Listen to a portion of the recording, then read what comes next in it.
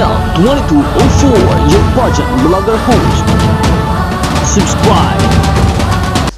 Magandang araw Pilipinas! Opisyal nang ipinakilala ang 51 outstanding Filipinas na lalaban para sa corona ng Miss Universe Philippines 2026 at talagang ramdam ang level ng kompetisyon ngayong taon sa pamamagitan ng Flowers for Icons campaign. Naging bahagi ang Within the Box PH na napaka-importanteng milestone na ito bilang official partner ng MUPH. Sila ang nagbigay ng iconic floral pieces na truly fit for queens. Talagang sosyal, elegant at may branding. Makikita sa mga photos na kuha ni Neil, aningat o photo Neil ang natural na ganda at lakas ng karisma ng bawat kandidata. Walang tapon. Mga ka-pageant fans, iba ang glow, iba ang aura at higit sa lahat, may presence. At alam natin na sa MUPH, hindi lang ito paramihan ng followers o paramihan ng pasarela. Dito, sinusukat ang kabuuang pagkatao, intelligence, communication skills, advocacy strength, at international appeal. Sa early impression pa lamang, masasabi nating malakas ang batch na ito.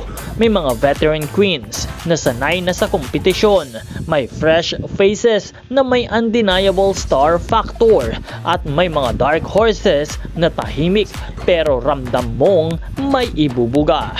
Habang nagsisimula na nga ang road to the crown, makikita natin ang sunod-sunod na ganap, send-offs, sponsor events, training, workshops, charity activities at syempre ang pinakaabangang Coronation Night. At ang malaking tanong, may makikita na ba tayong posible or possible successor na kayang lumaban sa international stage ng Miss Universe? Kung pagbabasehan ng first wave ng photos at public appearance, mukhang seryoso ang laban ngayong taon. May commanding presence, may sophistication, at may global ready appeal ang ilan sa mga kandidata. Kaya naman mga ka-pageant fans, tandaan ninyo, unang labanan pa lang ito, branding stage pa lang. Pero dito pa lang, makikita na natin kung sino ang marunong magdala ng sarili, kung sino ang may natural queen aura, at kung sino ang medyo kailangan pang mag-level up.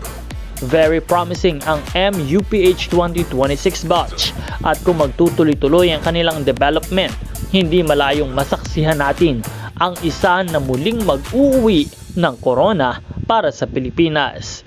Kaya tutok lamang kayo dahil iisa-isahin natin ang performances, styling evolution at possible frontrunners sa mga susunod na araw. Sa tingin ninyo, sino ang stand out at sino ang magtatagumpay? Kaya't patuloy na umantabay sa channel na ito at huwag kalimutan na mag-subscribe. Marami pa tayong update na ibibigay.